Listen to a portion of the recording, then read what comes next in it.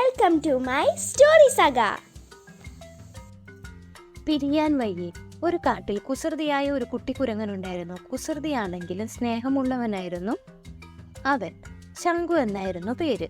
കാട് മുഴുവൻ കളിച്ചു ചിരിച്ച് നടന്നിരുന്ന ശംഖുവിനെ മൃഗങ്ങൾക്കെല്ലാവർക്കും വളരെ ഇഷ്ടമായിരുന്നു.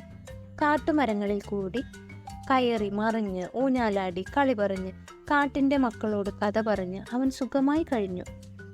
പെട്ടെന്നൊരു നാൾ ശംഖുവിൻ്റെ അച്ഛനും അമ്മയും യാത്രയ്ക്കുള്ള ഒരുക്കങ്ങൾ നടത്തുന്നത് കണ്ട് ശംഖു ചോദിച്ചു, അച്ഛാ, അമ്മേ, നമ്മൾ എങ്ങോട്ട് പോവുകയാണ്? ശംഖുവിൻ്റെ അമ്മ മടിച്ചുകൊണ്ട് അങ്ങനെ പറഞ്ഞു, മോനെ, നമ്മൾ കറുകവനത്തിലേക്ക് പോവുകയാണ്. അവിടെ ഇഷ്ടം പോലെ തീറ്റ കിട്ടുമെന്നാണ് അച്ഛൻ പറയുന്നത്.